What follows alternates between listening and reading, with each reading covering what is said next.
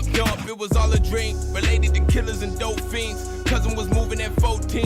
White things, but no porcelain. How could they sleep on this poor thing? What I foreseen was a short thing. Laker fans, what's going on? Welcome into the Lakers Report. I am your host, Jimmy Crowther, and before I get into today's show, I want to shout out our guy, Uno Hype, for the new intro music. You can find his stuff on Spotify, Apple Music, or SoundCloud. Go check out his new single, Untitled. Our link for Uno Hype is in the description. Go check that out today.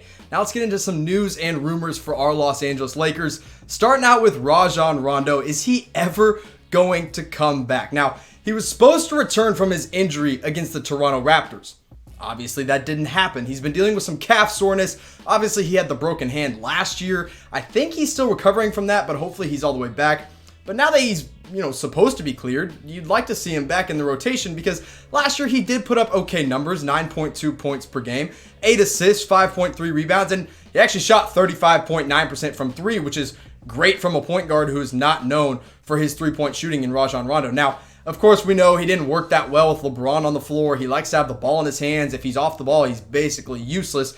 But he is a good defensive guard. When it comes to, obviously, the defensive end, Rondo can play pretty well. But the Lakers are kind of getting stacked at this guard position so far this year. When you look at guys who can play the point guard position for the Lakers, I'm not really sure where Rondo fits back into the depth chart. We've got Avery Bradley there already at the point guard position. He's been having a pretty good year defensively. They like him offensively. Frank Vogel is putting him in the starting five. Quinn Cook, I'm still a big believer in him. I think his three-point shot is really going to be valuable to this team down the stretch.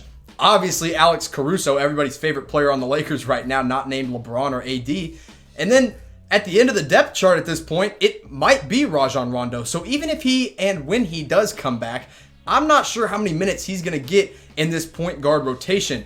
And, we're talking about Alex Caruso because if there's anyone he's taking minutes from, it might be Caruso. Now, here's the numbers he's been putting up so far. The Bald Mamba, 4.1 points per game, 1.9 assists, and 1.9 rebounds. Also shooting 25% from three. But look, the thing about Caruso is he goes on the floor and he makes plays. And people enjoy watching him play. I think a lot of fans, actually I know a lot of fans, would rather see Caruso on the floor than Rajon Rondo at this point in both of their careers.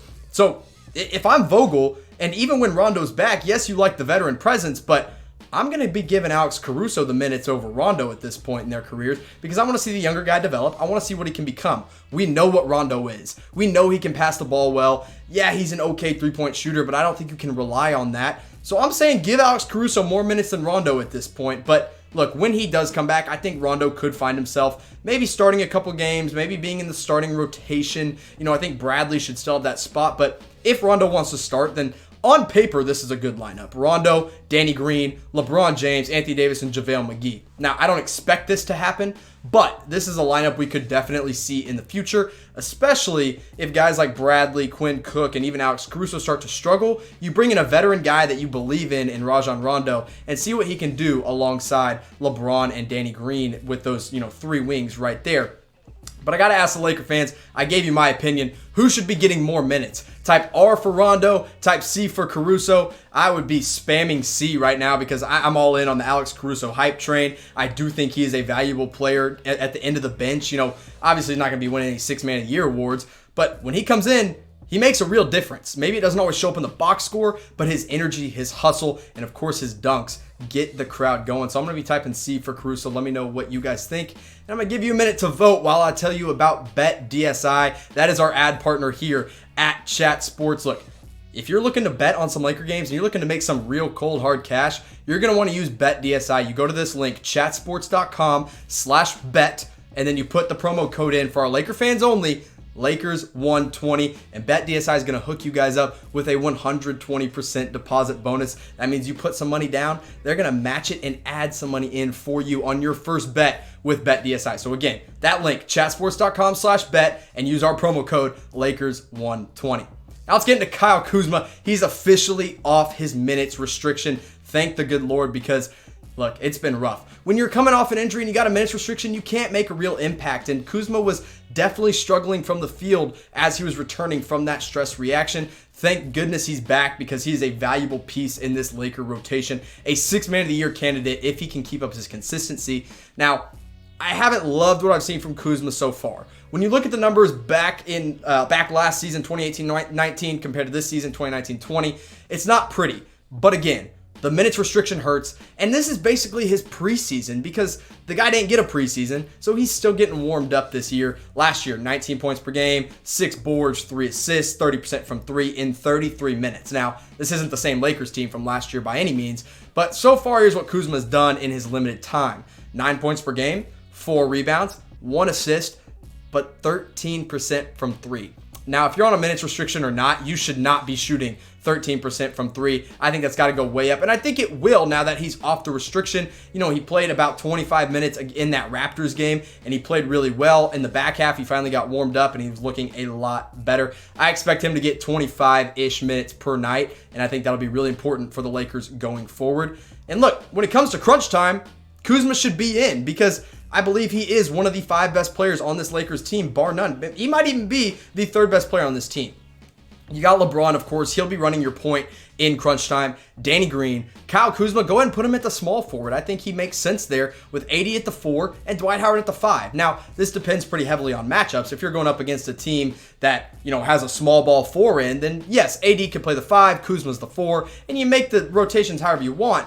But when you're looking for your 5 best players on the floor at the same time, I think this is probably the ideal lineup for the Lakers when it comes to crunch time. But I'm not Frank Vogel. I'm not making the calls. Now, I know y'all aren't Frank Vogel unless, hey, if Vogel's watching, shout out to you. But what is your ideal crunch time lineup for the Lakers this season? Let me know in the comment section below. Again, let me remind you what mine was. I had LeBron at the point, Danny Green at the 2, Kyle Kuzma at the 3, AD's playing the power forward slot next to Dwight Howard. I think that just makes a lot of sense. But let me know what you guys think in the comment section below. And while you're doing that, go ahead and subscribe to youtube.com/LakersTV. That is our Lakers only YouTube channel here at Chat Sports. We're almost to 10,000 subscribers. We need y'all's help to get there. I know you're watching our videos. Just hit the big red button that says subscribe. Help us get to 10,000 subscribers here on the Lakers Report. Now let's get into one more little rumor that actually got me kind of excited.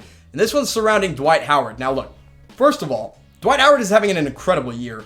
Much comes to much surprise to me. I did not believe in him coming into the year. He's looking like a true backup center. Really, he almost looks like the starter. He deserves a starting role, but he's working in that backup role, so you might as well keep him there.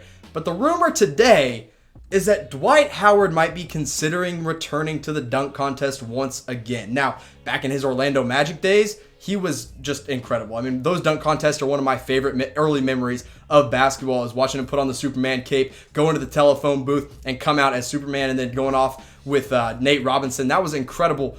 But TMZ straight up asked him, hey, you look good this year. Are you thinking about going back into the dunk contest? And he said, I feel good. My legs are feeling young again, but I'm more focused on an NBA championship. But he has been thinking about it, is what he says. And it's at least interesting. Now, I mentioned the resurgence that Dwight Howard is having this year. It's been really good. We've seen shades of his Orlando Magic days. He's averaging 6.1 points per game, 7.6 boards, 1.9 blocks, and 77% from the field. Now, that is key because when you're a big man, you shouldn't miss shots down low, and that's all the shots that Dwight Howard is taking. He's been really active on the glass. He's been great at getting offensive boards. He's been a true lob threat, and really, I think the most impressive thing and the best thing for the Lakers right now is his rim protection. Blocking 1.9 blocks per game.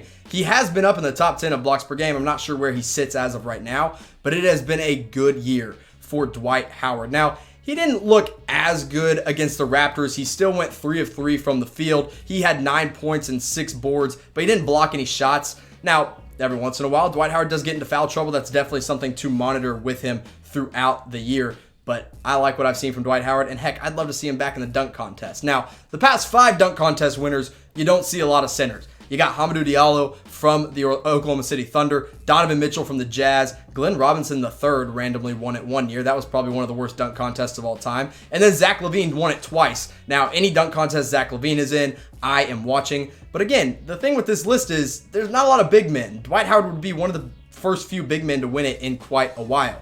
Now, if I had to choose my dream 5 guys to win the dunk contest or to compete in the dunk contest this year, this is the list that I came up with. I got Zach LaVine, number 1 from the Chicago Bulls. I mean, you got to have the 2-time winner in there. Aaron Gordon from the Orlando Magic. I mean, the best dunk contest I have ever watched was between Aaron Gordon and Zach LaVine. I'd love to see a rematch of that. Then I got Derrick Jones Jr. from the Miami Heat. I mean, that guy can absolutely fly. I know he would put on a great show in the dunk contest.